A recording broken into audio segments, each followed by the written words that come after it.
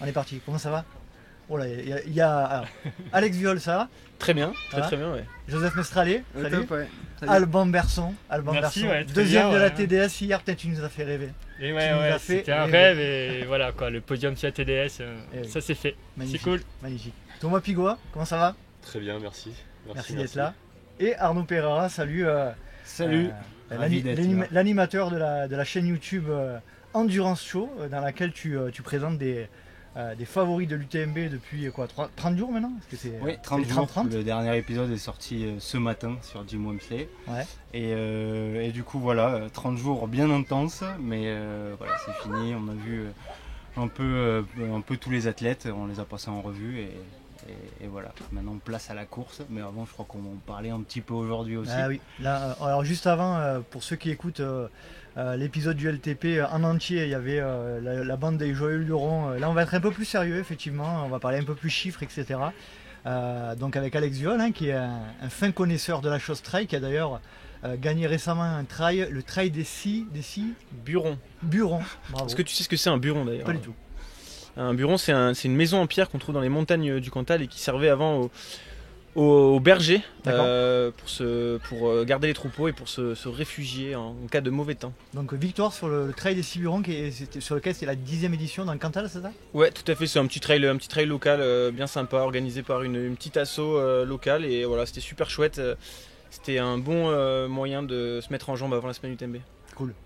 Joseph, alias Enduro Data, spécialiste des chiffres. Hein, tu as fait d'ailleurs quelques petites pastilles pour Arnaud dans le cadre de Endurance Show, dans lequel tu as présenté des datas sur les favoris. Et on a eu la chance de courir une partie ensemble de la MCC avant-hier, je sais plus. Avant-hier, ouais. Avant-hier. Comment vas-tu? Très bien. Histoire de se mettre en jambe, il faut bien courir aussi un petit peu. Ouais, c'est clair. Et très intéressé pour apporter un petit peu de data dans cet épisode. Merci à toi. Comment ça va Thomas du coup? On a passé un sacré moment hier Ouais. avec Alban. On a suivi Alban que tu as la chance de coacher depuis presque un an. Je me suis pas encore remis de Et mes on émotions. a eu du mal à s'endormir hier soir parce que Alban il nous a fait vraiment vibrer. Deuxième de la TDS, Alban, je peux te dire que voilà, on t'a suivi sur une partie du parcours et vraiment tu nous as fait plaisir. Thomas, ça t'a fait quoi cette journée d'hier? Ah, j'ai été toute la journée, on a été à l'affût toute la journée, hein, jusqu'au bout. En plus, on a eu du suspense jusqu'au bout. Et incroyable, quoi, génial. Hyper content pour Alban, qu'il mérite amplement. C'était l'objectif et franchement, hyper heureux pour lui. Ouais. Alban, quel effet ça fait là? Moins de 24 heures après, t'es retombé un peu ou t'as réalisé? Ouais, encore beaucoup d'excitation, d'émotion et tout, et c'est vrai que c'est assez intense et ouais, c'est énorme. Hein. Moi, je pensais jamais faire un podium sur l'UTMB là. C'est vrai qu'en 2021, j'avais fait 4e.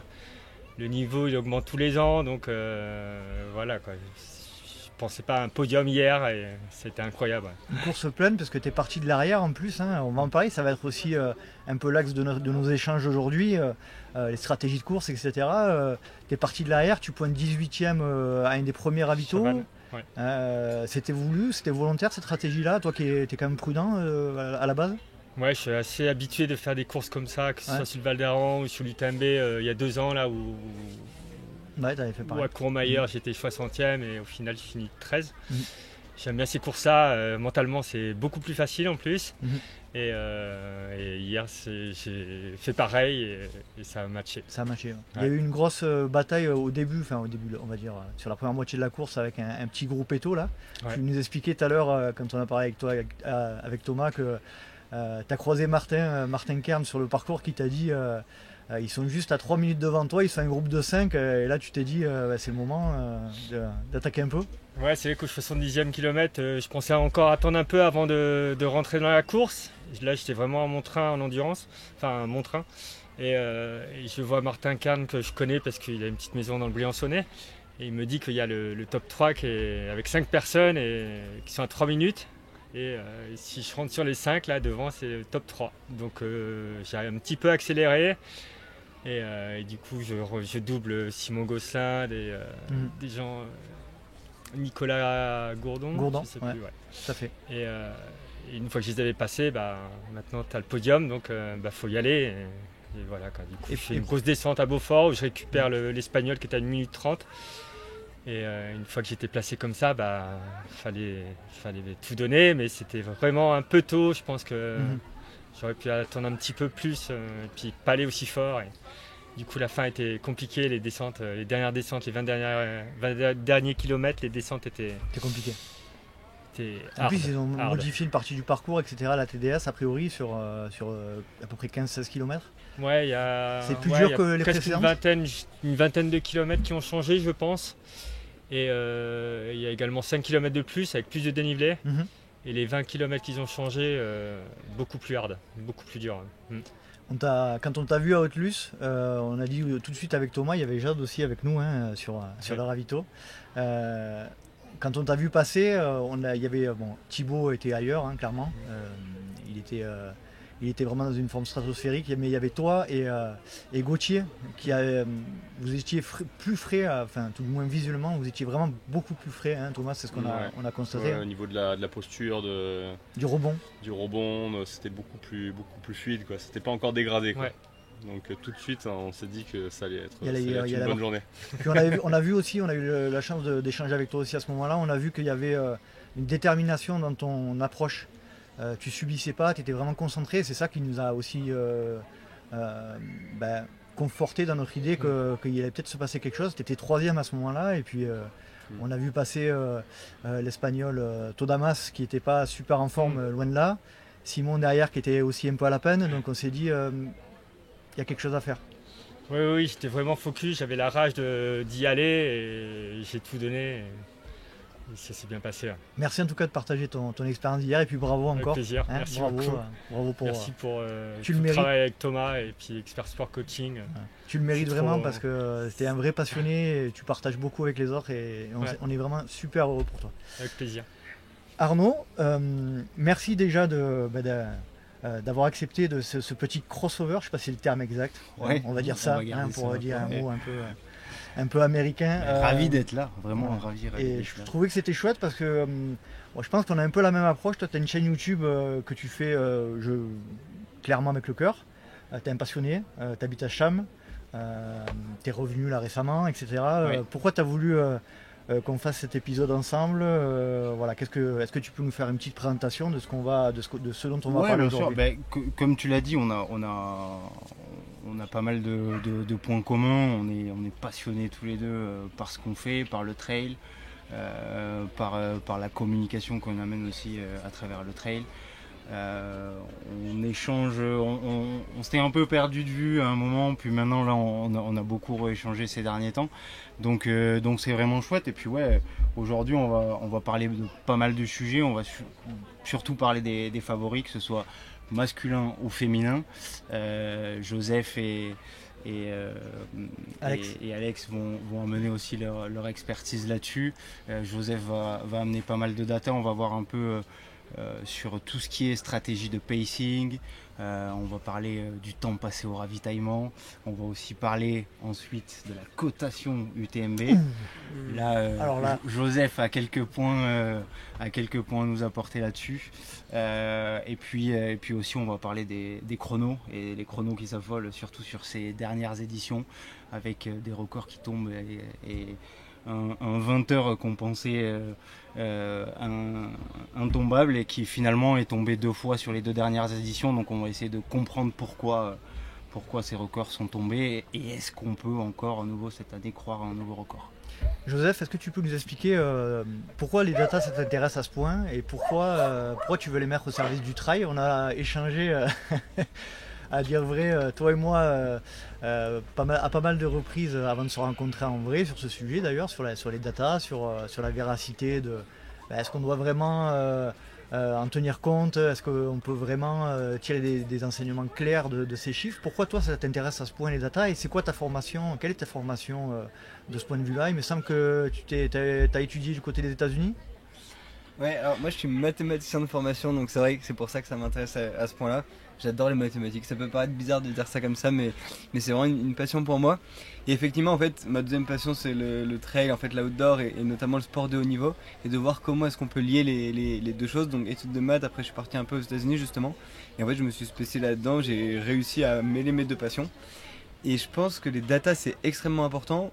Moi j'y vois deux gros sujets d'application dans le trail. D'abord la data pour la performance, qui est justement assez fondamentale, et on voit dans les sports comme le vélo, le baseball typiquement c'est hyper utilisé, et moi je voulais vraiment essayer de l'amener un peu vers le trail, et la data pour la communication aussi, pour l'entertainment, et en fait pour permettre aux gens justement de mieux suivre.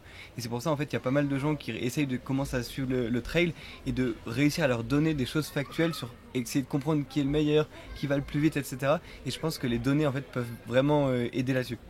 Après bien sûr je pense que ça doit vraiment être au service du sport, et donc c'est pour ça que c'est hyper important en fait que ce soit bien incorporé avec justement énormément de passion, et ne pas aller dans les dérives qu'on a pu voir justement dans le vélo avec d'être obnubilé par la data. C'est très important en fait de le faire avec énormément de recul. Ouais, ça, de recul, de bien comprendre. Que ce soit un outil quoi. En fait. Ouais, exactement. Et surtout que tu aies d'abord cette connaissance du trail pour pouvoir les apporter, et de savoir les traiter avec parcimonie, ça c'est très important aussi à ce niveau-là.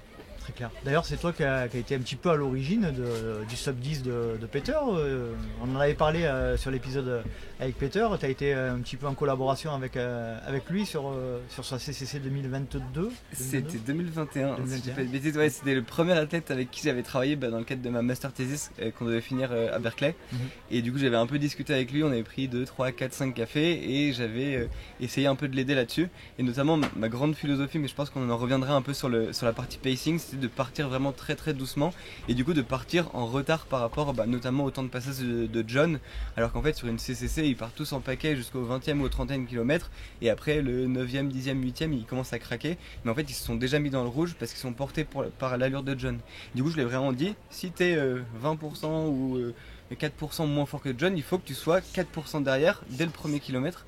Et du coup il avait suivi ce plan, et il avait attaqué à mi-course, et il avait réussi à faire une remontée fantastique et à croquer John au col des Montets, et du coup à battre ce record phénoménal qui tient toujours de passer sous les 10 heures. C'est intéressant, hein. Moi j'aime bien l'approche multicanal de tout ça, hein. Se servir des outils, des datas comme des éléments qui vont nous permettre d'avoir une réflexion pour... c'est vrai que le trail et l'ultra trail particulièrement, c'est un sport qui est relativement jeune.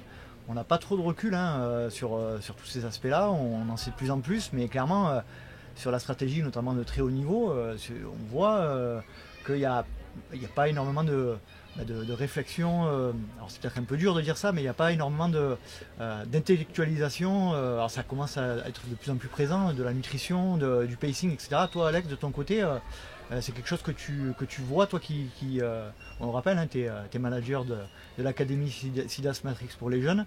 C'est quelque chose que tu constates toi dans le très haut niveau, le fait qu'il y a un peu que ce soit un peu léger sur l'aspect intellectualisation des performances dans le trail. Ouais, après le compromis est toujours dur à trouver entre trop intellectualiser et puis rester quand même dans l'essence du sport qui est aussi se faire plaisir et puis agir un peu à l'insouciance. Ça vient de plus en plus, hein, forcément aujourd'hui on voit de plus en plus de ce qu'on appelle les data scientists qui arrivent dans les structures. Pour parler un peu plus précisément du team SIDAS Matrix, il y a une personne que d'ailleurs Joseph connaît très bien qui s'appelle Jonas Foro, qui lui est ce qu'on appelle un data scientist et qui va en fait utiliser les data et les données physiologiques notamment pour optimiser l'entraînement. Et alors il y a de plus en plus d'outils aussi qui se développent. Il y a un bracelet qui s'appelle le bracelet Whoop, peut-être que Joseph connaît aussi un petit peu, et qui permet d'avoir des données en permanence sur comment les athlètes dorment, combien d'heures ils dorment, sur calcul de la VFC. Enfin ça devient de plus en plus précis. Il y a des athlètes qui répondent bien à ça, qui en prennent note. Il y en a beaucoup qui préfèrent ne pas trop savoir.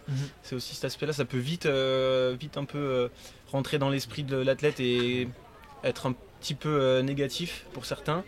Donc, mais oui, clairement, on constate que c'est en train d'évoluer, et même une structure comme la nôtre, qui est en termes de budget plus petite par rapport aux autres teams, on commence à se développer là-dessus. Et en fait, l'idée, c'est d'avoir toujours un petit cran d'avance aussi, et de pouvoir anticiper au maximum les choses.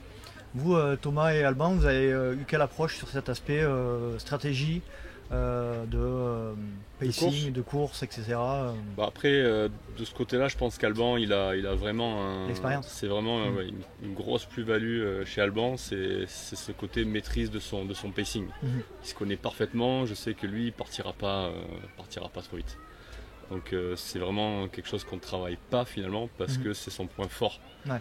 On va travailler d'autres choses qui vont me remonter au fil des semaines, qu'on va rajouter, mais il n'a jamais eu de problème de pacing. On le voit sur ses gros résultats, à chaque fois ça vient de l'arrière. Et en fait, on dit que ça vient de l'arrière, mais c'est pas. En fait, moi je pense qu'il part vraiment à son allure et qu'il termine à son allure. Et du coup, il remonte tout le monde parce que tout le monde part un peu trop vite finalement. Et c'est ce qu'on constate. C'est des erreurs de stratégie du coup qui sont quand même importantes pour du très haut niveau. Ouais, mais je pense que c'est vraiment un problème qui est général en fait, parce que il y a plein d'athlètes avec qui je parle et qui sont persuadés que s'ils perdent de contact avec les premiers, ils reviendront jamais. Et intellectuellement, ils sont persuadés de ça.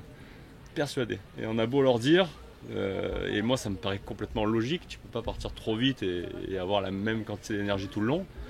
Et c'est impossible pour l'instant de leur expliquer. Nous c'est quelque chose, là, surtout au niveau de l'académie, c'est aux jeunes, on essaye d'agir un maximum pour qu'ils se détachent du classement, et c'est quand on est dans cette logique de haut niveau de compétition, en fait on intériorise vachement cet aspect classement et pression envers le classement, et en fait tout notre rôle c'est aussi de dédramatiser ça,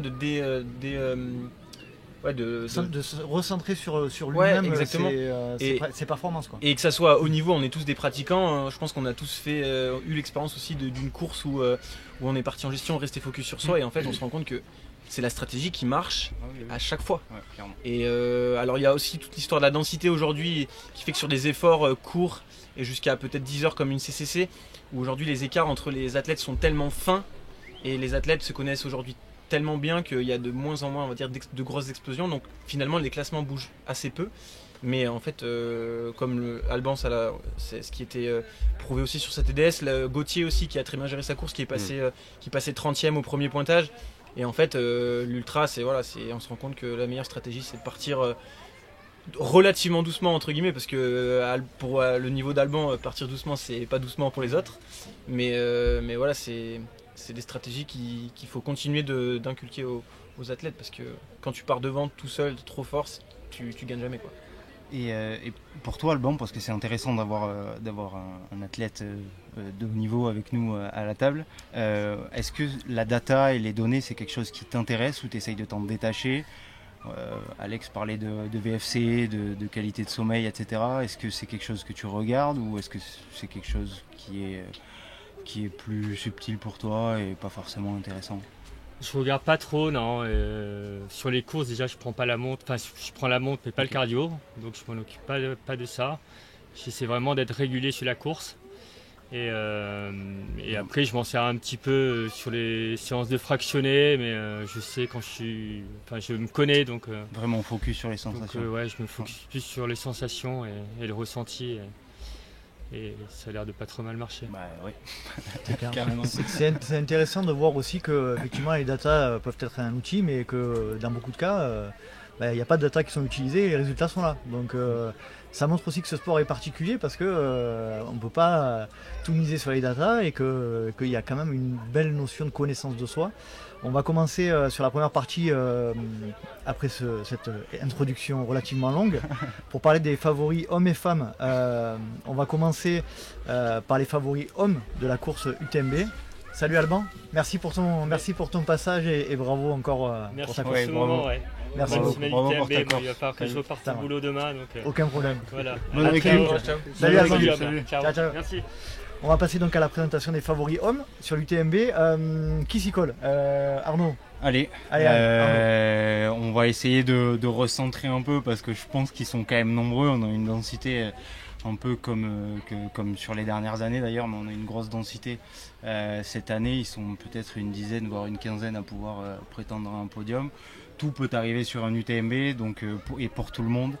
Donc voilà, mais si on peut parler de 3, 4, allez 5 cadors, je pense qu'on peut parler de Jim Walmsley, un Mathieu Blanchard, un Tom Evans Et après, derrière, il y aura sûrement des surprises sur les autres places. Alex, toi, je ne sais pas qui tu vois en plus de ces trois-là qui peut prétendre un podium. Alors j'ai pas la liste devant les yeux malheureusement, et tu me prends un tout petit peu de court, mais Joseph m'a me sortir la liste pour que je puisse. On a quand même une info concernant Jim. Ouais, il y a des petits rumeurs bruits qui courent là sur Jim, comme quoi il serait peut-être pas dans la forme de sa vie et que la Western a peut-être laissé beaucoup de traces, mais c'est des petites rumeurs. C'est des rumeurs qui semblent être plutôt véridiques, puisque il semble qu'il ait eu un petit souci à son genou à la suite de la Western, donc il n'a pas pu enchaîner avec le bloc qu'il avait envie de réaliser. Donc on a vu par le passé que l'enchaînement Western UTMB, notamment chez les hommes, c'était très compliqué. Donc moi j'ai hâte de voir, on en parlera peut-être un petit peu plus tard, mais de voir tous ceux qui ont surperformé à la Western, Hayden Hawks sur la CCC, Rod Farvard aussi qui sera sur la CCC, qui a fait deuxième de la Western, de les voir est-ce qu'ils vont réussir à performer sur l'UTMB.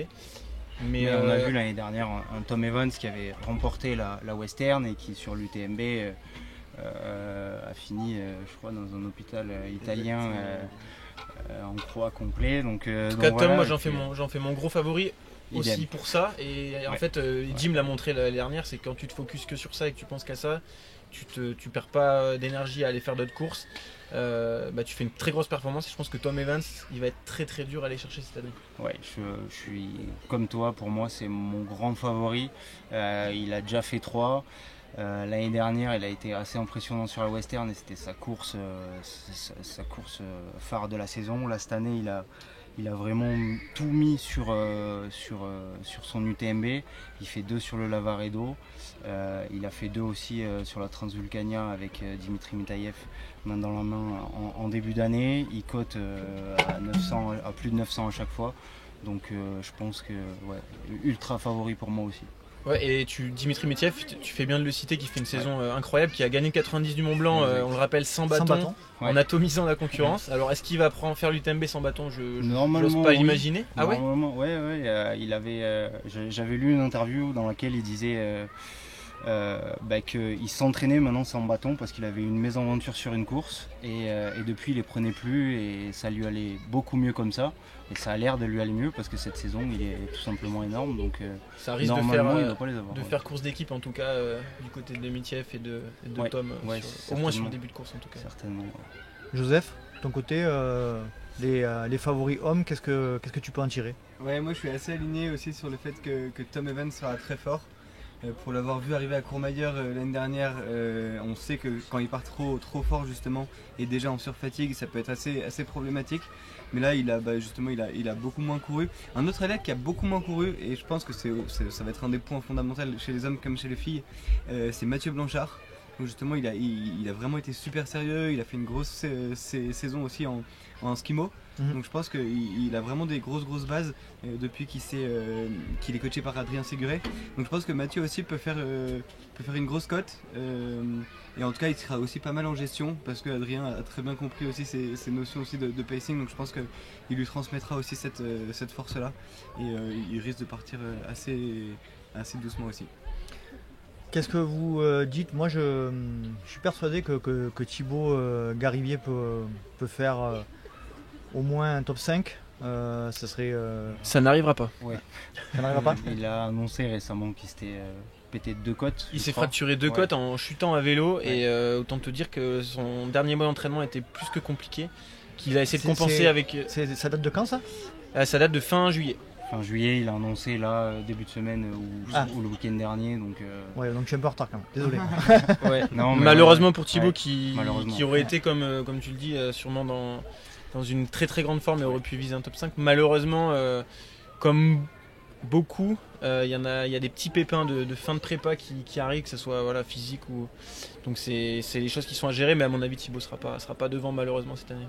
On a parlé de ça avec Arnaud tout à l'heure sur le cas de Jonathan Albon, qui a basculé de l'UTMB à l'OCC de manière assez surprenante. Je pense lié aussi à la fatigue qu'il a accumulée sur la Western. Ouais.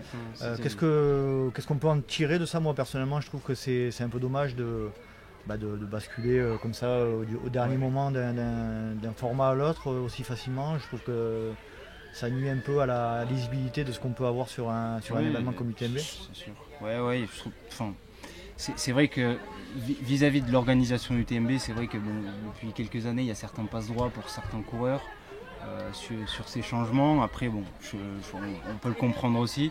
Après, pour le cas de John Albon, passer de l'UTMB à l'OCC, je vois pas trop l'intérêt. C'est pas du tout les mêmes prépas. Donc, est-ce que justement, il a peut-être lui aussi des pépins physiques et vis-à-vis de ses sponsors, peut-être il a besoin de quand même prendre part à une course de l'UTMB. Je sais pas, mais ouais, Alex. Non, mais je pense que c'est vrai que d'un point de vue, on va dire un peu plus éthique, on voit qu'il y a de plus en plus de passe droit et que les règlements s'arrangent un petit peu comme on veut. C'est juste ça qui est dommage. Après, sur l'aspect qui change de course, moi je trouve pas ça choquant. Je pense que si un athlète n'est pas prêt à aller faire un 170, ça n'a aucun intérêt qu'il y aille. Autant préserver sa santé et mentale et physique. Donc, et je pense qu'il fait l'OCC parce que sponsor, etc. À mon avis, il risque pas de faire une très grande course. Ouais. Mais il a déjà annoncé, en tout cas de sources sûres, je sais qu'il va à Watch Trouble dans 2 semaines, je crois, pour faire le 70, pour rechoper sa qualification à l'UTMB. Donc, assez curieux qu'il fasse une course. Moi, à sa place, j'aurais pas couru, mais il y a sûrement une histoire sponsor derrière. Moi je trouve que ça vient justement écorner le mythe de l'UTMB, mais on voit que des courses comme l'OCC ou la CCC deviennent de plus en plus importantes, et je pense qu'en fait ça peut devenir même au sein de la semaine UTMB les courses phares, parce qu'en fait c'est un format qui est aussi plus facile à caser dans une saison. Donc je pense que on va arriver dans ces prochaines années justement à beaucoup plus de participation, même de très hauts athlètes et d'athlètes de très haut niveau justement sur ces courses un peu plus courtes que sont l'OCC et la CCC. De toute façon on a regardé la starting list hier sur la CCC et l'UTMB, la densité est quasiment la même. Exactement. Et c'est la première fois que ça arrive. On a 12 ou 13 personnes sur les 2 courses au-dessus de 900. On a les 30 premiers de la start list qui sont autour de 830. Donc on voit que la densité est quasiment similaire sur les 2 courses. Ouais, beaucoup plus, même sur la CCC, tu vas jusqu'au top 50, tu es encore à 850 de cote UTMB. Donc la CCC serait plus dense que... Alors j'ai plus en tête exactement le chiffre exact, mais je crois que la CCC en moyenne, sur les 10 meilleurs hommes en tout cas, c'est la course la plus relevée en termes de cote UTMB. Et chez les femmes, la CCC est un cran en dessous par rapport à l'OCC et à l'UTMB. Par contre, OCC et UTMB c'est quasiment similaire, en tout cas chez les femmes. Justement, les favoris chez les femmes, Arnaud. Les favorites. Mesdames. Laissez-moi me remettre dessus. Donc bien sûr on a Katie Schade, qui elle aussi sort de la Western State. Donc comme pour Jim, petit point d'interrogation quand même sur sa forme. On a parlé juste avant de John Albon qui a dû changer, qui lui aussi était sur la Western State. Ça a été le cas de Dakota Jones aussi. Donc on voit que cette Western cette année avec la chaleur a laissé beaucoup de traces chez tout le monde. Donc petit point d'interrogation sur Jim. Après côté français on va voir Blandine Lirondelle et Anne-Lise Rousset qui peuvent prétendre de très très belles choses. Blandine qui a fait 3 l'année dernière, sans être quasiment préparée, sans quasi aucune préparation. Toi tu la connais bien Alex. Elle avait fait, alors si je me souviens bien, 3 sorties longues d'environ 4-5 heures. Mais il faut rappeler que jusqu'à fin juin elle était encore blessée. Donc la perf qu'elle sort l'an dernier c'est juste hallucinant. Est-ce qu'avec la pression qu'elle aura cette année et qu'elle va surtout se mettre, parce que malheureusement elle se met beaucoup de pression elle-même, on va voir si ça va performer. Moi j'en fais ma grande favorite de cœur et même en étant objectif, je pense qu'elle peut aller chercher la gagne. Moi aussi je mets un petit bémol sur Katie. parce que justement elle sort d'une très très bonne Western Side, ce qui veut dire en fait une préparation axée vitesse, et elle sort un très gros chrono, ça veut dire qu'elle a vraiment bossé justement ses qualités de vitesse.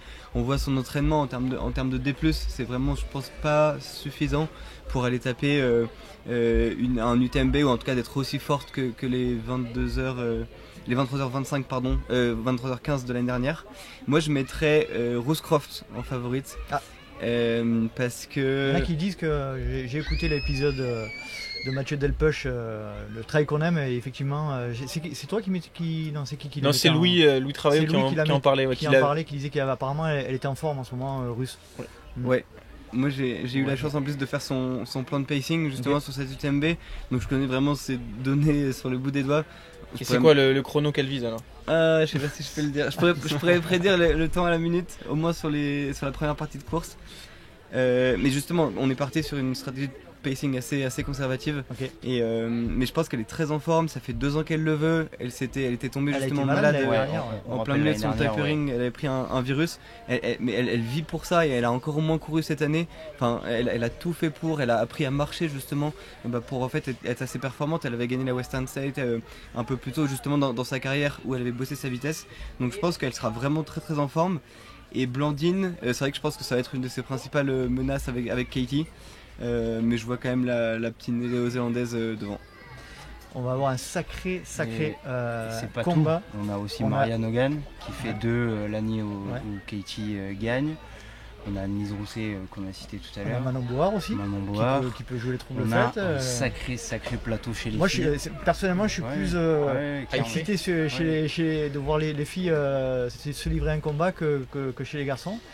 J'ai l'impression que c'est plus ouvert. Alors, Katie semble quand même au-dessus, mais malgré tout, elle a quand même la fatigue de la Western dans les... Voilà, donc est-ce que ça va pas avoir d'impact? En fait, c'est comme quand on n'a pas Courtenay, je trouve que c'est vachement plus intéressant, parce que malheureusement ou pas, quand il y a Courtenay, on connaît tout de suite le résultat, et on le voit même quand elle enchaîne Western Hard Rock, elle arrive quand même à gagner l'UTMB. Donc là, c'est beaucoup plus ouvert. Ça va être hyper intéressant de suivre la course. Je pense qu'il y a au moins les 3 filles qu'on a citées qui sont capables de descendre sous les 23 heures. Sous les... Tu disais 23-15 la gagne l'an dernier? Non, sous les 23 heures, je suis un peu optimiste là. Mais au moins 3 femmes qui pourront descendre sous les 24 heures, ça c'est sûr. Donc ça va être une course hyper intéressante. Il y a la chinoise aussi, Fu Zhaojiang, qui avait fait 4 l'an dernier, qui avait fait un gros fight avec Blandine. La hongroise Esther Csillag, qui a aussi fait la Western. Mais la course s'annonce incroyable. Elle est assez étonnante, la chinoise, justement, parce que c'est son 5e UTMB, et elle fait des temps. Je crois qu'elle fait 31 heures la première fois, puis 28 heures, puis 26 heures. Puis justement, elle s'approche des 24 heures. Exactement. Non, mais c'est intéressant, justement. Il va apprécier, je crois. À voir comment elle va passer. Et il y a une petite aussi bataille dans la bataille, c'est Rooscroft et Blandine qui vont potentiellement être la première femme à réaliser le triplé OCC, CCC, UTMB, donc je pense que ça va rajouter un peu de pression dans cette course-là. Ça c'est carrément intéressant. Thomas, toi qui l'as fait, l'UTMB, tu me l'as dit tout à l'heure, à l'époque tu l'as fait en 25 heures. Puisqu'on parle, le sujet là, ça va être un peu la gestion du pacing, c'est ce qui est super intéressant. C'est quoi pour toi la particularité de l'UTMB en termes de terrain, les difficultés à retenir, effectivement, est-ce que sur l'UTMB et surtout sur l'UTMB il n'y a pas de gros risques à partir trop vite? Qu'est-ce que tu peux nous dire, toi qui a Je pense qu'il y a un risque à partir trop vite sur n'importe quelle course, sur n'importe quel ultra. Après, la particularité de celui-là, et c'est pour ça qu'il a un tel succès, je pense, c'est qu'il faut être complet.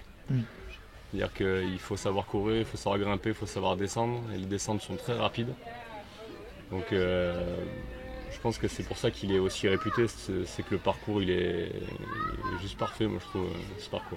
Hyper varié, c'est pas un truc où ça va être trop technique, ou ça va pas avancer. Ça fait appel à vraiment beaucoup de critères pour être devant, quoi. C'est ça qui est intéressant, je pense. Et est-ce que, je me tourne vers toi mais aussi vers Joseph, est-ce que vous voyez, on a parlé du départ, mais un endroit sur le parcours qui est vraiment clé et qu'il faut vraiment gérer, peut-être une montée ou justement en contrario une descente qu'il faut vraiment gérer pour réussir sa course? Il y en a une où tu peux vraiment te faire mal, c'est le Grand Col Ferré. Une fois que tu as passé le Grand Col Ferré, tu as une descente qui est interminable et en plus qui est très très roulante, où il n'y a rien. Donc ça a vite fait de dérouler. Si tu as des grosses jambes et que tu t'enflammes un peu, tu peux te brûler là, ouais, je pense. Ouais. C'est très très long en fait. Hein. Ça descend pendant avec route 20 km quasiment. Ça descend. Ah non, je suis assez d'accord justement. Pour moi en fait c'est le départ qu'il faut vraiment faire très doucement pour pas se cramer. En fait il faut pas s'enflammer justement avec l'adrénaline. Et en fait cette montée justement du Grand Col Ferret elle est très importante. Et moi j'ai obligé sur certaines parties à marcher et à utiliser des bâtons du plus fort qu'elle pouvait pour en fait garder justement de l'énergie. Et le but c'est d'être en forme en haut du Grand Col Ferret. Et là elle fait ce qu'elle veut. Donc voilà, c'est un peu le truc, mais je l'ai dit, c'est fait pour que tu sois en forme et que tu t'amuses au bout. Et je pense qu'en fait, comme tu disais, le plaisir c'est hyper important. Donc c'est l'objectif de la course. De toute façon, on le voit chaque année, les plus grosses PLS c'est à Champé. Donc après le Grand Col Ferret, on sort de la nuit, lever du jour, cette descente interminable et on voit très vite qui a bien géré ou mal géré.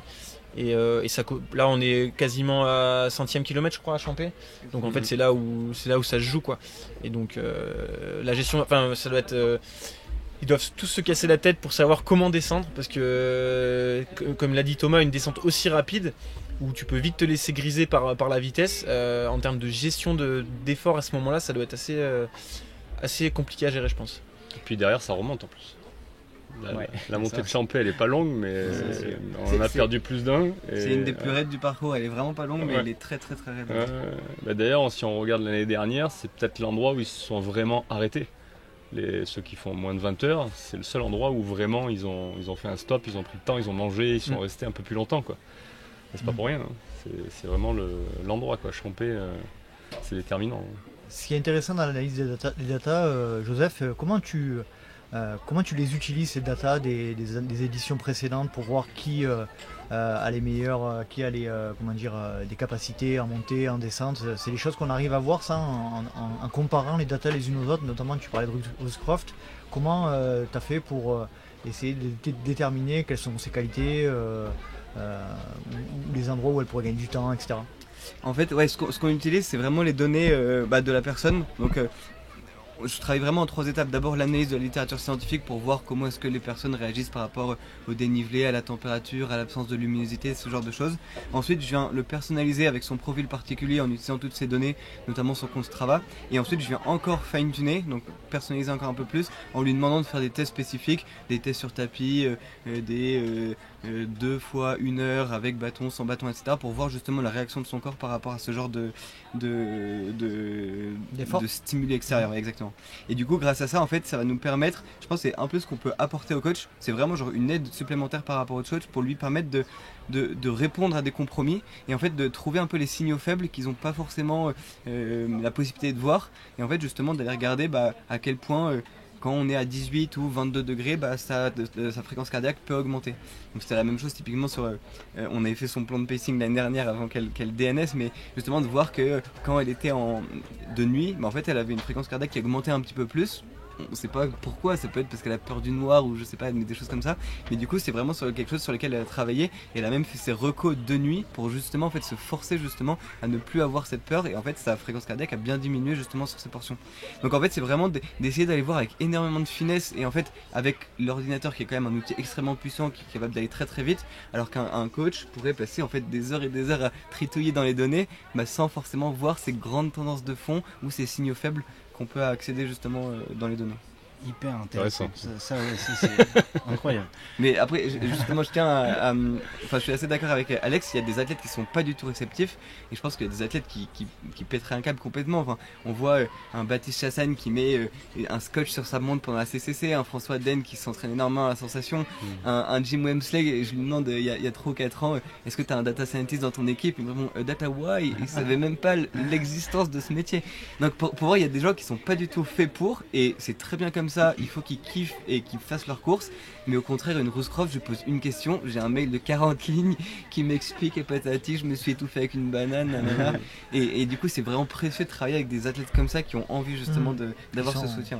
Ouais. Si je peux réagir là-dessus, je pense que tout à l'heure on avait la preuve d'Alban, qui lui est pas du tout réceptif à ça, mais en revanche, moi, ça m'aide beaucoup. D'accord, ok. C'est-à-dire que lui, il va utiliser son cardio dans ses entraînements, mais c'est que pour moi en fait.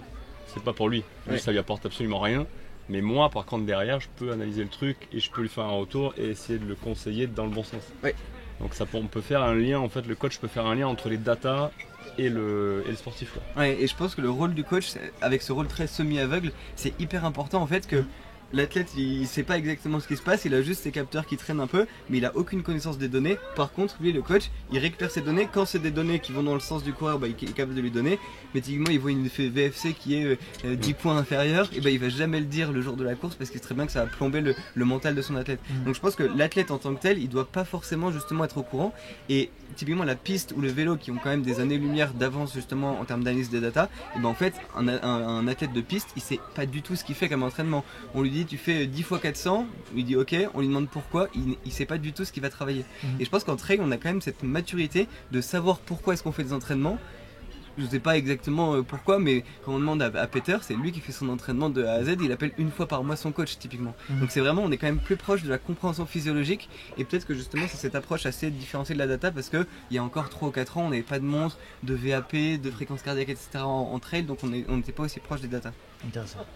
Et pour revenir un peu à la stratégie de pacing, les ravitaillements, que ce soit pour vous trois, quand vous faites une stratégie pour vos athlètes, comment vous prenez en compte le ravitaillement dans le pacing? Est-ce qu'il faut être plutôt conservateur, s'asseoir, prendre son temps, bien manger, etc. Ou est-ce qu'il faut aller très vite? On voit par exemple un Mathieu Blanchard qui a un peu démocratisé ça ces dernières années parce qu'il en parle aussi beaucoup. Mais le fait d'aller très vite au ravitaillement, etc., est-ce que c'est une bonne chose ou pas? Moi je dirais il faut aller vite mais être très calme. Ouais. Il faut être organisé mais rapide. Ouais, moi j'ai fait beaucoup de triathlon aussi et là la transition est beaucoup plus importante que quand tu fais un ravito en ultra. On pourrait se dire tu perds 30 secondes sur un ultra, si tu gagnes en confort derrière tu vas gagner un temps fou en fait. Donc tu vas te dépêcher, tu vas oublier un truc et tu vas perdre une heure. Donc c'est ça, il faut vraiment faire la pareille entre ça. Moi je suis pas du tout fan des arrêts Formule 1 quoi. Après c'est mon point de vue quoi. Après les arrêts Formule 1 qu'on voit aujourd'hui, c'est tu t'as dit le bon terme, c'est organisation. Et en fait c'est juste que c'est des athlètes qui sont ultra organisés et qui savent où ils vont. Nous ce qu'on essaye de faire, c'est de dire à l'athlète à 1 km du ravito, tu te ressentes sur ce que tu as à faire au ravito, point par point. Et que ça soit une mécanique qui soit rodée et qu'on arrive et que tout soit fluide. Est-ce qu'il y a un entraînement de ravito? Est-ce que c'est quelque chose que vous faites avec vos athlètes, l'entraînement de ravito, ou qui fait chez lui pour prendre les bonnes choses au bon moment, ou même la personne qui remet les flasques par exemple, etc. Est-ce que c'est quelque chose qui se fait ou Moi j'ai pas l'expérience personnelle là, actuellement parce qu'avec les jeunes on est sur des formats plus courts, mais effectivement ouais, c'est pour avoir vu Thomas Janichon notamment avec Baptiste Chassan l'an dernier sur l'UTMB, effectivement c'est toute une sorte de protocole, mais je pense que c'est hyper important pour déjà rassurer l'athlète, savoir exactement ce qu'il a à faire. Et aujourd'hui, on le voit, ça devient hyper important d'avoir une stratégie au niveau des ravitaux. Et ce qui est intéressant aussi au niveau des ravitaux, c'est la pression qu'on peut mettre sur les autres. Et je pense que c'est plus là-dessus qu'on peut jouer. C'est sur à Courmayeur, on le voit, c'est assez impressionnant. J'invite les auditeurs à se connecter sur le live à Courmayeur à 2h du matin à peu près. La nuit du TMB, les stratégies, elles sont aussi là pour mettre la pression sur les autres, quoi. Ouais. Je rebondis juste sur cet exemple particulier. Typiquement Zach Miller qui l'année dernière passe 1 minute 28 au ravito à Courmayeur. C'est pas forcément en fait qu'il avait envie de le faire vite, mais c'est juste que Jim passe devant et du coup il essaye de sortir le plus rapidement possible pour passer la nuit avec lui parce qu'il a pas envie de la faire toute seule. Donc je pense qu'il y a vraiment cette notion. Moi non plus je suis pas forcément favorable justement aux arrêts Formule 1, mais c'est juste que en fait aujourd'hui et notamment chez les hommes on n'a plus le choix, on est obligé d'aller vite parce que en fait c'est vraiment du temps gratuit. Tu disais justement s'habituer à mettre les flasques, etc. On est dans un état de flow quand on fait un ultra, donc c'est vraiment important justement de travailler ça.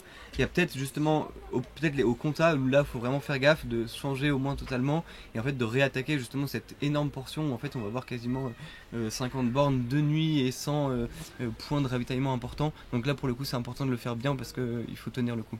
Et dans la stratégie de de ces ravitaillements justement. Toi, en termes de data, tu as réussi à sortir un peu des enseignements de ce qui se fait aujourd'hui dans le très haut niveau de l'UTMB l'année dernière par exemple, ou des profils qu'on va avoir cette année sur la gestion des ravitaux? Bah, ça va de plus en plus vite, ça on l'a vraiment vu sur Courmayeur l'année dernière. C'est hallucinant à quel point les temps sont en train d'aller plus vite. Typiquement Jim avait mis 3,50 alors que Kylian, qui était quand même connu à l'époque pour faire des ravitaillements assez longs, assez courts, avait mis 4,09. Donc vraiment on vient gagner 10 secondes, 20 secondes tous les ans. Ça c'est assez intéressant. Et à ce niveau-là, même sur tous les ravitaillements, c'est-à-dire que même quand on passe à Champé, à la Foulie, etc., en fait les gars ils passent comme ça, ils jettent leurs flasques, ils en récupèrent 2 autres, en fait ils s'arrêtent même plus. Donc ouais, enfin c'est même plus 1 minute 30 pour remplir les flasques, c'est 14 secondes. Il n'y a pas de temps perdu du tout, quoi. Et après il y a des vraies stratégies aussi où à tel ou tel ravitaillement on va agir différemment en fonction de ce qui se passe sur la course. J'ai un exemple à donner en Corbat-Chassagne au France de Trail quand il est champion de France. En fait, il y avait une stratégie qui était faite pour porter un maximum sur le début de course et ensuite et pas avoir besoin de s'arrêter sur les ravitaux pour à ce moment-là pas perdre de temps et justement jouer aussi sur un peu le mental des adversaires et de se dire à chaque fois de montrer aux adversaires que moi je m'arrête pas. Et donc vous allez à chaque fois devoir essayer de revenir sur moi. Et quand on connaît un peu les efforts à faire parfois sur l'importance d'être en groupe sur une course et en fait de perdre surtout encore plus sur des formats courts je pense, mais de perdre 15-20 secondes la foulée de la personne devant, des fois tu reviens jamais quoi. Ouais. Donc voilà, c'est vraiment toute une stratégie que je trouve hyper intéressante qui rajoute un peu de suspense aussi dans la course. Donc ouais. Et toi, Joseph, t'as réussi à sortir des profils, des athlètes qui passent plus de temps que d'autres, des gens qui sont très rapides. On a parlé de Mathieu Blanchard tout à l'heure, chez les filles notamment. Est-ce que tu as réussi à voir un petit peu qui était plus rapide que quelqu'un d'autre? Pas Blandine Hirondelle déjà. Ouais. Blandine pour le coup il est vraiment connu pour prendre son temps. Non, j'ai pas regardé spécifiquement sur les ravitaux parce que on a essayé de se concentrer vraiment sur la course de Ruth et vraiment qu'elle fasse son plan au moins jusqu'au Grand Col Ferret. Mais j'ai pas regardé plus loin que ça. Okay. Oui, donc je pense qu'on a fait le tour sur un peu tous les favoris, les stratégies qu'ils pouvaient adopter, etc. Je te propose, Nico, qu'on passe à la deuxième partie où on va parler plutôt performance entre élite et coureurs de milieu de peloton. Je trouve que c'est assez intéressant de voir un peu ce qui peut se faire, notamment sur les différences d'âge entre tout ce monde-là. Si on prend les données qui ont été livrées par l'UTMB cette année, le plus âgé des coureurs cette année aura 74 ans, il sera sur la CCC, et le plus jeune aura 20 ans et il sera sur l'OCC. Donc voilà, quand même 74 ans pour faire 100 bornes, c'est quand même très très costaud. Et puis on a aussi, si on parle d'âge, on a aussi le cas de Ludo Pomeré qui a performé récemment sur la Hard Rock. Donc voilà, on peut parler de tout ça, je pense. C'est un sujet qui est assez vaste mais très intéressant. Donc voilà. Intéressant. Effectivement, il y a des écarts d'âge assez importants dans le cadre des épreuves de l'UTMB. Moi, sur ce sujet-là, j'aimerais dire aussi que plus, alors je sais pas si ça pourrait être confirmé par Joseph en ce qui concerne les données, mais plus le format s'allonge et plus les performances s'horizontalisent, s'égalisent. C'est-à-dire la différence d'âge est moins importante au fur et à mesure que la distance s'allonge pour moi, parce que la stratégie, l'expérience, on en parlait tout à l'heure avec Alban notamment, rentrent de plus en plus en compte. Ça, c'est des choses qu'on... tu as fait un petit peu des analyses, Joseph, de savoir quelles sont les performances des trailers de haut niveau versus des gens réguliers.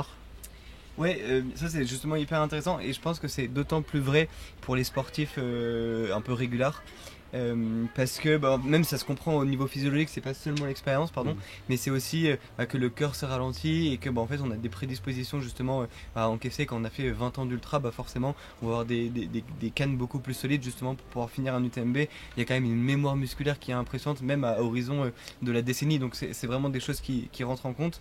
Quand on parle de data, on voit qu'il n'y a pas vraiment de valeur phare. Quand on voit qu'un Marc Olmo, on en parlait au déjeuner, gagne à 59 ou 60 et que l'année d'après c'est Kylian à 18, en fait on se dit que il y a aussi justement différents profils. Ça c'est vraiment quelque chose sur lequel on essaie de travailler. En fait sur une course on essaie de définir un profil type, et en fait c'est pas un profil type mais c'est plusieurs minima locaux pour ceux qui apprécient pas mal les maths, et du coup de voir comment est-ce qu'on peut réussir à faire fitter le profil de notre athlète à un de ces profils types justement, en lui transmettant, en lui changeant un tout petit peu son entraînement, ses différentes séances, etc.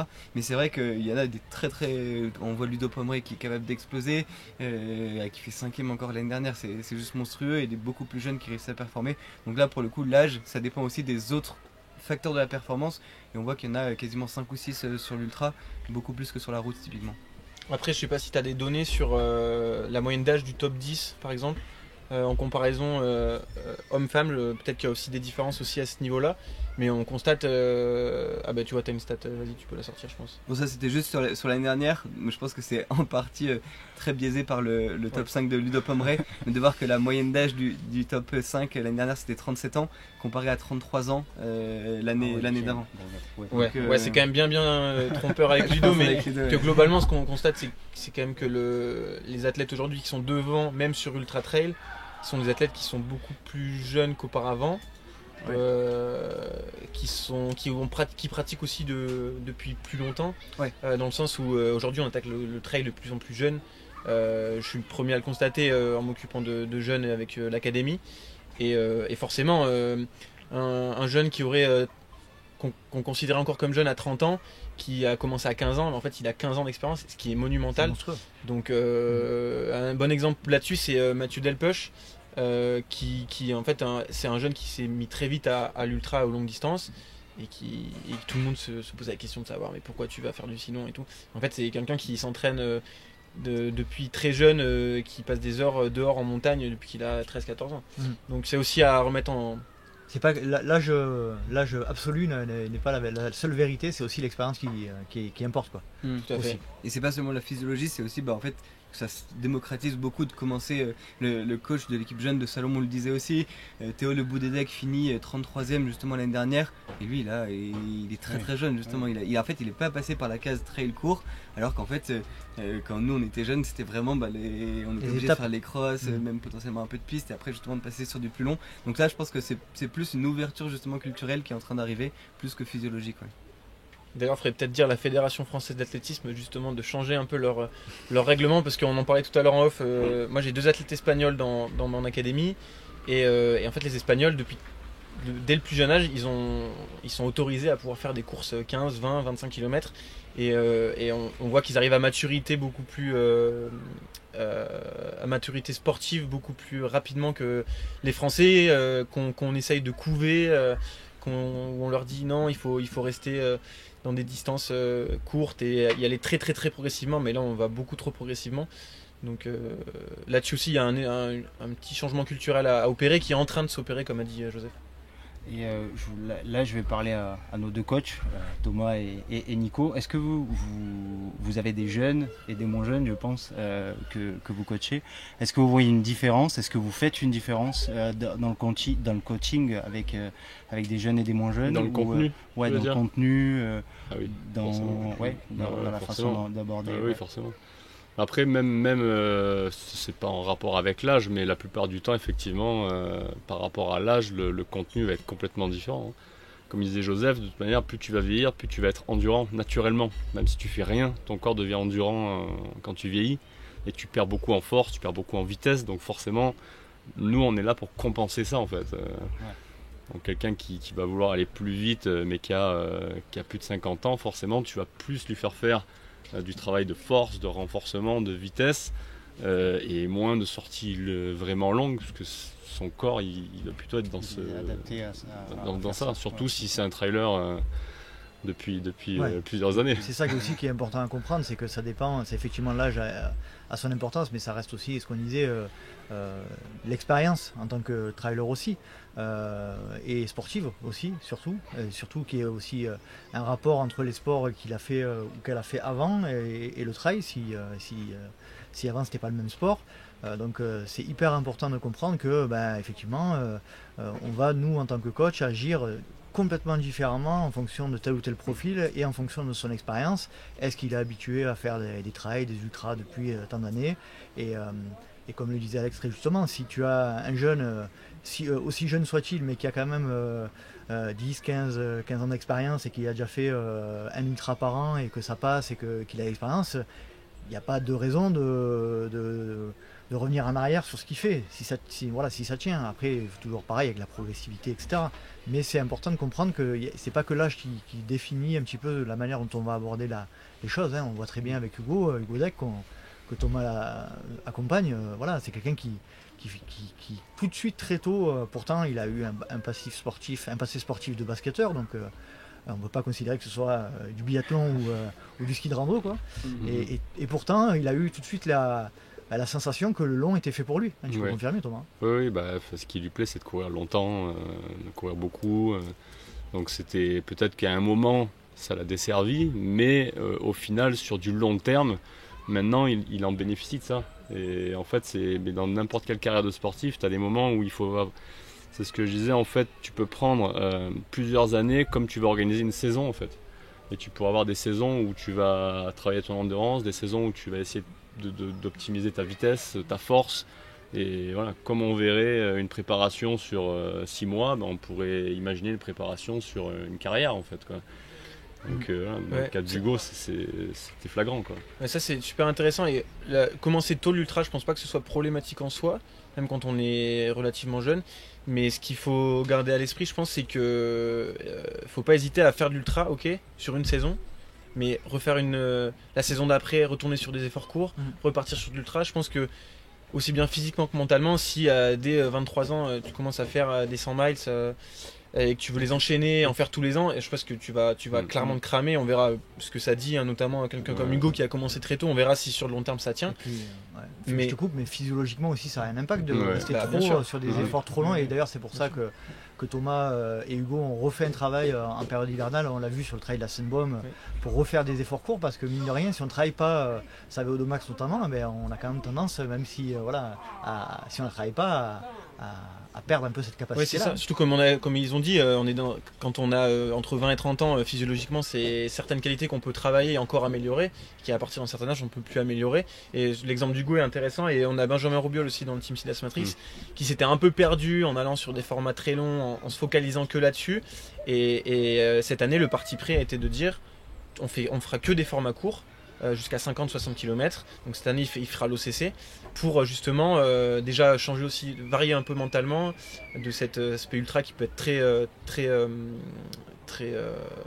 qui prend beaucoup qui prend beaucoup de temps, refaire une saison de cours, travailler d'autres qualités et ensuite revenir sur le long. Et ça ne pourra lui être que bénéfique. Il y a plein d'exemples d'athlètes qui ont fait long, court et revenir sur le long et qui ont été bien meilleurs. Absolument. C'est bon pour toi? Oui, c'est hyper intéressant, et je pense que ça peut intéresser beaucoup de monde et beaucoup de nos auditeurs. Pour revenir un petit peu sur l'aspect coureur régulier, est-ce qu'on peut dire que pour eux notamment, donc pour moi, je m'inclus dedans, j'espère que la réponse va être favorable, est-ce que l'expérience peut compenser ces pertes de qualité physio, Joseph? Sur l'ultra, j'entends. Alors, c'est compliqué comme question, ça. Grosse question. Je pense que de moins en moins. Il y a 10 ans, oui. Maintenant, peut-être. Dans 10 ans, non, parce qu'en fait, le niveau va exploser. En fait, je pense qu'on n'aura plus de place pour l'erreur, en fait. Et je pense que ça va aller beaucoup trop vite. Et un manque justement de capacité physio à ce niveau-là, ça va se payer cash. Et même avec toute l'expérience, le mental du monde, ce sera compliqué justement d'aller chercher des athlètes comme un Tom Evans qui se prépare justement au millimètre. Donc je pense que Ouais, en fait c'est que le sport se professionnalise aussi, le sport se densifie aussi. Ça s'est vu chez les mecs et ça arrive très fort chez les filles. Donc je pense que ça va aller de plus en plus vers la réponse négative. Pour aller dans le sens de Joseph, je pense qu'aujourd'hui, un Xavier Thévenard à son niveau de... sa stratégie de préparation et à son niveau physique de base, je pense qu'il serait impossible qu'il gagne l'UTMB aujourd'hui. Parce que c'est physiologiquement, on le voyait très bien, il a poussé au max les curseurs. Son chrono, et je crois qu'il l'avait dit en plus une fois dans une interview, son chrono maximum c'était 21h. C'est un athlète qui aurait pas été capable de descendre sous les 20h par exemple. Oui, il avait dit qu'il visait, à chaque UTMB, il visait un 21h, il savait qu'il pouvait mettre 21h et il connaissait le parcours par cœur et voilà. Non, clairement, c'est hyper intéressant et d'ailleurs, on voit, on peut changer de sujet, mais on voit avec que ça se densifie avec tout ce qui est cote et index, notamment avec la cote UTMB et l'index UTMB, puisque c'est ce qui va nous intéresser cette semaine. Cette cote qui s'est légèrement durcie ces dernières années. Toi, Joseph, tu sais à peu près, toi qui aimes les maths, comment est calculée cette cote? Est-ce que tu penses qu'on peut vraiment se fier à ça ou pas forcément? Ouais, mais justement j'ai pas mal étudié le sujet parce que moi mon dream job serait potentiellement d'être responsable en fait de cette cote index, mais Joseph lance un appel. mais en fait c'est compliqué parce que du côté de l'ITRA, on avait discuté un peu avec l'UTMB, mais en fait c'est un organisme public pour le coup, donc enfin privé pardon, donc en fait c'est compliqué. L'ITRA c'est un organisme public donc ça pourrait fonctionner, mais pas assez connu, pas assez de poids dans le milieu. Et en fait, ils n'ont pas le poids d'un UCI dans le vélo, donc pour le coup c'est assez problématique à ce niveau-là. On a eu justement pas mal de guerres au moment où l'ITRA s'est séparé de l'UTMB, qu'ils ont récupéré l'algorithme, qu'ils ont récupéré le nom changé, etc. Il y a eu, je pense, pendant quelques années une espèce de course à la meilleure perf. Parce que en fait les coureurs avaient envie de garder la perf qui était la plus favorable, forcément c'est psychologique. Et en fait là oui on est en train d'observer, mais c'est assez flagrant qu'ils sont en train de serrer la vis même sur les courses américaines, Canyon, c'est flagrant, on perd quasiment 20 points sur le même type d'effort, sur la même météo, sur le même vent de face, etc. Enfin j'ai vraiment regardé tous les paramètres et non il n'y a rien qui peut expliquer un peu ce tour de vis. Est-ce que cet algorithme il n'est pas basé aussi sur le niveau général de la course, et est-ce que si le fait d'avoir une densification générale du niveau, ça n'a pas tendance à baisser les index individuels? Ça devrait pas, parce que justement si les perfs sont réalisés de mieux en mieux, tu devrais avoir des meilleurs index pour tendre justement à ce niveau-là. Je pense que le problème principal de la cotation, c'est que déjà c'est hyper récent, donc il faut du temps pour avoir l'algorithme le plus fiable et d'avoir un maximum de données. Et le grand problème qu'il y a aujourd'hui, c'est que les cotations elles sont revues à la baisse parce qu'à la base l'algorithme a été mal calculé.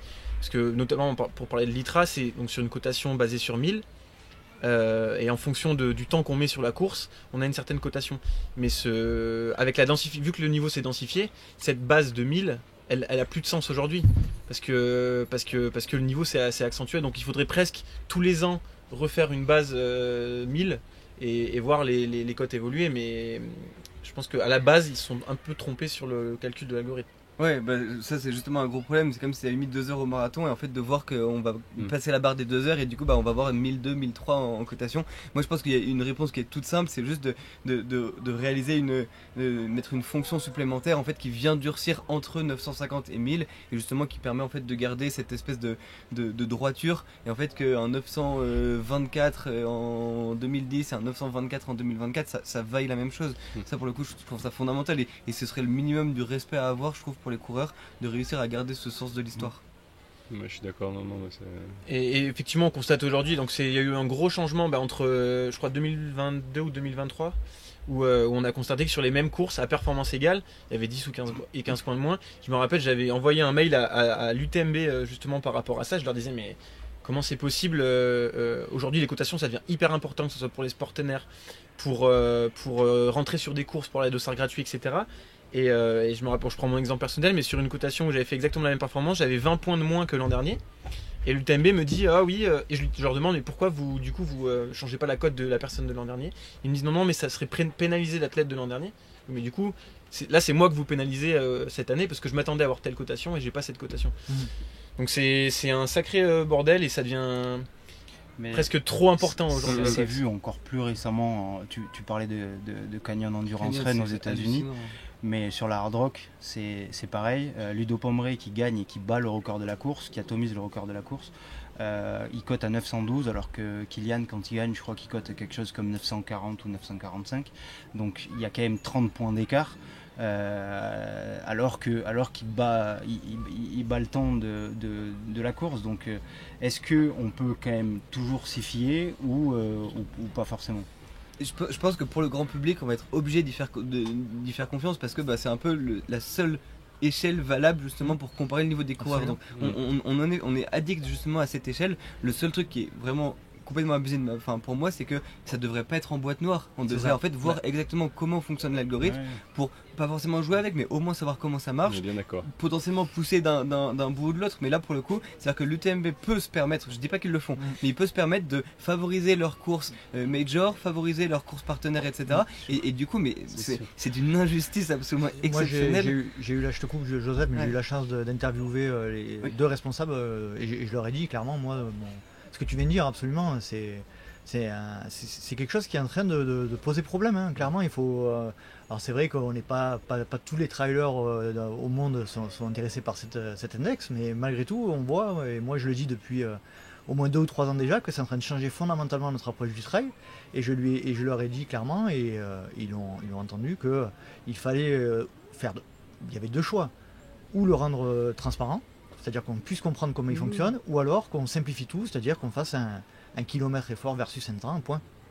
Parce qu'aujourd'hui, il y a effectivement des problématiques qui sont liées à... on ne sait pas ce qu'il y a à l'intérieur de la machine. Quoi. Ou alors le confier à l'ITRA, qui normalement devrait être totalement raisonnable, et en fait c'est son rôle en fait, de fédération de gérer ce genre de choses. Parce que, un des grands problèmes, ça a été quand même que l'UTMB veuille se réapproprier. Alors c'est le créateur de l'algorithme bossé pour l'UTMB, donc est parti avec l'UTMB une fois. Il y a un excellent épisode d'ailleurs sur ce sujet. Mais le principal problème, c'est que c'était que l'UTMB veuille s'approprier un algorithme qui en plus est biaisé à mort parce que c'est eux qui le gèrent. Et en fait, on devrait avoir qu'une seule cotation gérée par l'ITRA, Association internationale indépendante. Et s'il n'y avait pas l'UTMB, il y aurait déjà un peu moins de bordel. Et voilà, donc il faut espérer que ça s'égalise un peu et que ça devienne le plus cohérent possible. Mais aujourd'hui, on pense trop aux cotations. Je sais pas vous si ça vous le fait, mais quand on part sur une course et qu'on se dit... notre focus principal, moi je me suis dit, mais là ça devient n'importe quoi. Ton focus principal, c'est ton chrono par rapport à la cotation. Ça m'est arrivé de gagner une course et de me dire, d'être déçu parce que je savais que j'avais pas fait mon chrono, que j'allais pas avoir une bonne cotation. Ça devient n'importe quoi. Donc, c'est vrai. Nous on le voit aussi avec tous les sportifs qu'on accompagne. C'est-à-dire que eux ils sont. On a beau leur dire que ce qu'ils ont fait c'est bien, mais pas que. Mais ils ont fait une bonne course. Et ils sont déçus parce que les sensations étaient meilleures, ils vont plus vite que d'habitude et la cote elle est moins bonne. Et du coup là t'expliques ça comment? C'est inexplicable parce que c'est simplement que ça se durcit parce qu'il y a des enjeux, parce que quand tu as une bonne cote, tu as des accès particuliers et du coup maintenant que le niveau se densifie, ils sont obligés de rendre la cote plus difficile. Mais bon, Et personnellement, je vois pas encore énormément de solutions. À un moment, justement, je me suis dit, est-ce que l'ITRA va prendre le pas sur l'UTMB? Il y a eu un peu une bataille, et là, on voit clairement que c'est l'UTMB qui est en train de reprendre un petit peu le pas dans la mémoire imaginaire collectif, parce que en fait, tous les favoris UTMB sont appelés justement avec leur code UTMB. Pareil pour les qualifications pour avoir des dossards gratuits, c'est leur code UTMB. Donc pour le coup, je trouve qu'ils ont pris une longueur d'avance à ce niveau-là. Qui peut être délétère. J'ai pas dit qu'ils étaient biaisés, mais biaisables en fait. C'est le problème en fait. Après, moi je veux bien qu'on garde l'ITRA, j'ai 20 points de plus sur l'ITRA que sur l'UTMB, donc en vrai ça m'arrange. Hein. Moi aussi, merci l'ITRA, vous êtes vraiment trop gentil. Mais ce qui est assez troublant aussi, pour finir là-dessus, c'est qu'il y a des cotations sur certaines courses qui sont équivalentes UTMB ITRA.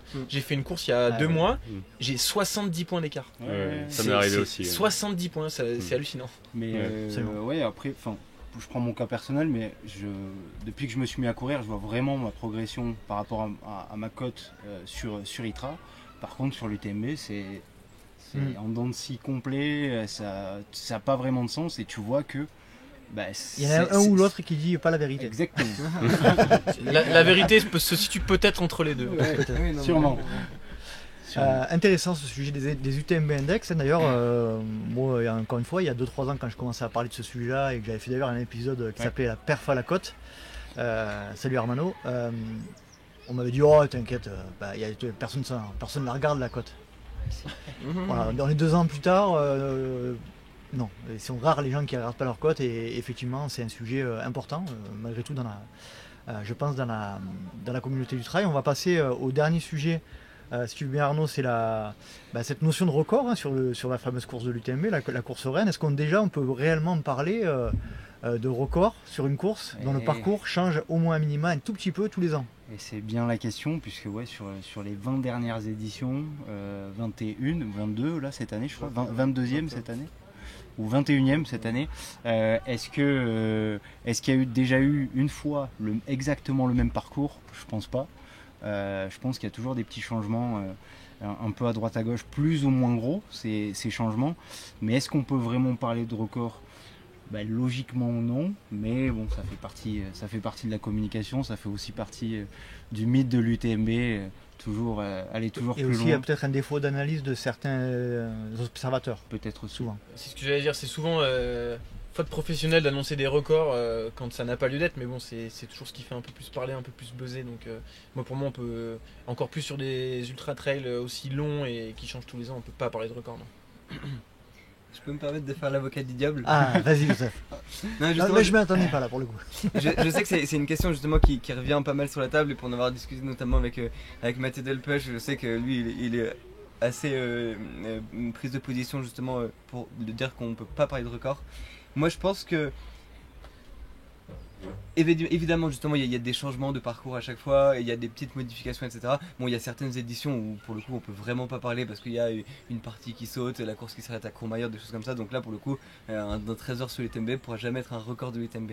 Mais je pense que ça reste quand même important, au moins pour l'imaginaire collectif, toujours en prenant des pincettes, parce que peut-être que la population générale n'est pas forcément au courant justement de ces petites modifications, mais je pense que ça reste quand même important de parler justement de record pour en fait aller se battre justement contre ce mythe et d'aller toujours cette course à la performance. Je pense que c'est important, ça permet justement de rajouter un petit peu d'enjeu directement sur une course. Typiquement l'année dernière ça change encore avec la tête au vent qu'on fait pas. On voit que c'est des modifications qui sont quand même assez minimes sur un coureur justement qui n'était pas favorisé par une montée sur le plat. On avait moins de 2 minutes 50 de retard à estimer justement par les algos. Donc je pense que ça reste quand même important. Après on peut pousser le bouchon un peu plus loin et dire est-ce que typiquement sur un marathon de Berlin où il y a de temps en temps du vent, sur Chicago où il fait soit 18 degrés soit 13 degrés, est-ce qu'on va invalider le record parce qu'il n'y a pas la même température? Donc qu'est-ce qu'on fait? Oui, mais quand on entend parler des gens qui connaissent le marathon et quand on entend parler des records sur le marathon, on dit toujours derrière il a fait 2h05, mais où? Il rajoute toujours où? Oui, non, bien sûr. Quand et comment Oui, mais on parle de... Merci d'être Salut passé. Thomas, Merci à vous. Tu vas voir le podium d'Alban. Eh oui. Allez, ciao, salut. Oui, on parle de 2h05 à Chicago, mais on va pas dire 2h05 à Chicago avec 23 km/h de vent en nord-sud-est, tu vois. Enfin, typiquement, ça serait chiant. Je trouve que ça a quand même plus de sens sur la route et que ça a moins de sens en trail. Et encore une fois, cet aspect être trop focus sur le chrono, ça a tendance à peut-être presque décrédibiliser certaines victoires où on va se dire ouais mais il a gagné en 20h30, l'Arnais ça s'est gagné en 19h45, donc en fait non, une victoire ça reste une victoire, il faut vraiment rester là-dessus. Donc je pense qu'on est... Alors c'est peut-être nous et qu'on est forcément biaisé par le fait d'être bercé dans le milieu, mais que parfois le chrono faut un peu l'oublier et penser plus au romantisme de la course et à ce qui se passe et à garder à l'esprit qu'une victoire ça reste une victoire quel que soit le chrono. Tu voulais rajouter quelque chose Arnaud sur... On va plutôt parler de chrono plutôt que de record. Ouais. Mais ce qu'on peut voir en tout cas, c'est que les chronos ils vont de plus en plus loin. Les chronos s'abaissent, même s'il y a des petites différences de parcours et même si on parle pas de record, mais les chronos sont tirés vers le bas parce que peut-être aussi il y a de plus en plus de densité et je suis persuadé que cette densité tire un peu tout le monde vers le haut. Je sais pas ce que vous en pensez vous. C'est indéniable. Pareil, j'ai pas d'études ou quoi, mais les meilleurs chronos sont souvent réalisés quand il y a un fight et qu'il y a plusieurs personnes qui jouent la première place. J'avais juste une petite stat que je trouve assez intéressante, c'est l'année peut-être que tu l'avais noté aussi Joseph, l'année du record de Peter sur la CCC. Attention. J'ai pas assez écouté tes podcasts. J'ai pas assez écouté tes Il va t'en podcasts. vouloir. T'as Il va ripé, t'en là. vouloir. Peter. L'année où Peter il fait son record en 9h53. Ouais, tout à fait. Le top 10 homme est en moins de 11 heures. Et l'année d'avant, en faisant 11h30, vous faisiez 10e. En fait, c'est pour dire qu'aujourd'hui, là maintenant, encore plus, je pense cette année, si vous faites pas moins de 11 heures, vous n'êtes pas top 10 quoi. Donc c'est vraiment assez symbolique de la densification des chronos et de l'amélioration des chronos. Ouais. Je rajoute une toute petite couche. Bon, pareil, on peut remettre sur la question sur le fait que l'édition 2016, l'édition 2023 n'étaient pas forcément exactement les mêmes en termes de météo, en termes de parcours. Mais Baptiste qui fait 10e en 21h38 en 2023, le temps en 2016 du vainqueur était 22 heures pour Ludovic Pomeray. Donc c'est vrai qu'en fait un 10e aurait fini premier en 2016, c'était il n'y a même pas 8 ans, donc c'est même pas 7 ans. Donc c'est vraiment impressionnant à quel point c'est pas seulement les premiers qui vont plus vite en passant sous les 20 heures, mais c'est vraiment une densité phénoménale qui arrive. Ouais. Et globalement, on sait, question un peu piège, mais est-ce qu'on sait si globalement tout le peloton, de manière générale, est-ce que tu as pu faire des études un peu ou des analyses de data, si le peloton général d'une course comme l'UTMB a tendance à plutôt aller plus vite ou pas, de manière générale? Clairement pas, parce qu'en fait le trail est en train d'arriver, enfin ça se voit aussi beaucoup plus même sur course sur route où il n'y a pas ce système de barrière horaire, mais en fait typiquement sur un marathon de New York, sur un marathon de Berlin, les temps ralentissent, mais le c'est temps moyen phénoménal. ralentit. Ah ouais. En fait il y a plus de gens qui s'y mettent, qui sont de facto moins forts, du coup forcément les temps de moyens sont en train de chuter drastiquement, alors qu'au contraire les temps des élites sont en train de s'envoler vers le haut. Ok, intéressant.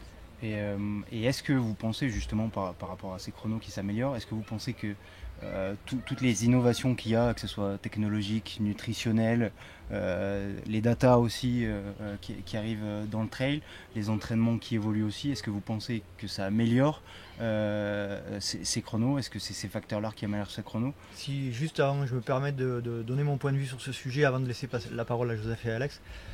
Moi je pense intimement persuadé que la nutrition et la prise en compte de l'amélioration de cet aspect-là a eu un impact très important sur l'amélioration des performances, parce que c'est indéniablement un des points déjà très handicapant sur un ultra, voire qui pousse à l'abandon et qui est indéniablement aussi lié à la performance lors d'un ultra. Et je pense qu'on a une amélioration des connaissances, surtout dans le haut niveau de ce point de vue-là, et une amélioration des pratiques de nutrition notamment dans le cadre de l'ultra. Je ne sais pas ce que vous en pensez. Mais... Est-ce que c'est pas grâce aux chambres hypoxiques surtout? Je peux demander à Alex. Moi, je suis assez d'accord avec toi sur la nutrition. On pourra revenir sur la blague des chambres hypoxiques après. Mais je pense que la nutrition, en fait, quand on passe à 120 grammes par heure, en fait, on peut tous se permettre sur un ultra, ça c'est sûr. Je pense que les coureurs professionnels, et Rose la première, c'est une mangeuse professionnelle. Et en fait, il faut s'entraîner même à l'entraînement à manger, que ce soit en macro, mais aussi en micronutrition.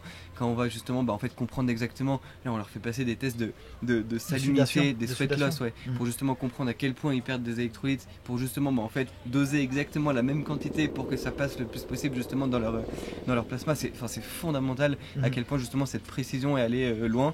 Nutrition, il y a aussi la technique, et je pense que le fait d'avoir des athlètes qui soient plus professionnels, donc d'aller faire des recos de nuit, d'aller faire un peu de chambre hypoxie, d'aller faire des marches lestées, d'aller réfléchir à tous ces détails, d'avoir beaucoup plus d'argent pour le faire, ça c'est fondamental, et c'est tous ces petits améliorations dont tu as parlé qui vont aller beaucoup plus loin. Ouais, puis les chaussures aussi, c'est quand même un aspect ultra important. On l'a vu sur la route et la piste aussi où ça a clairement changé. Ça a autant d'importance que ça en ultra, la chaussure? Je pense que plus, alors t'as peut-être une stat, j'ai pas une stat, plus la distance allonge, plus je pense que si tu arrives à avoir une économie musculaire par le biais de la chaussure, plus c'est forcément ta perf elle est forcément plus forte quoi. Il y a des nouvelles mousses qui arrivent, les mêmes qu'on voit sur la route. Il y a des chaussures avec des plaques carbone et les marques mettent des moyens. On n'imagine pas les moyens qui sont mis en place par les marques. J'ai eu la chance d'aller à l'Annecy Design Center de Salomon, là où ils font tout le prototypage et toute la recherche. Et sur le point des chaussures, ils mettent des moyens énormes sur tout ce qui est biomécanique et recherche de l'impact que peut avoir la chaussure sur le corps humain. Et je suis persuadé que oui, Non, mais vas-y. Ouais, je suis vraiment persuadé que la technologie aide à améliorer ces chronos. Il y avait un truc intéressant là, sur la Western States. Dans les 10 premiers, il y avait un seul athlète qui n'avait pas des chaussures, ce qu'on peut appeler nouvelle génération. C'était l'athlète qui a fini 10ème, je crois, qui avait des Salomon Genesis. Et tous les autres devant avaient des chaussures avec soit les nouvelles mousses, soit les plaques carbone, soit les deux en même temps. Intéressant. Ça va aller jusqu'à où, à votre avis, sur l'UTMB? Jusqu'à la mort. Jusqu'à la mort d'un coureur, c'est sûr. Si on reste sur l'UTMB en termes de performance de chrono, est-ce que vous pensez qu'on peut pousser encore beaucoup plus loin, aller encore beaucoup plus vite, ou est-ce qu'on arrive un peu à une espèce de plateau potentiel? Vas-y, moi j'ai ma réponse. Non mais vas-y, tu vas.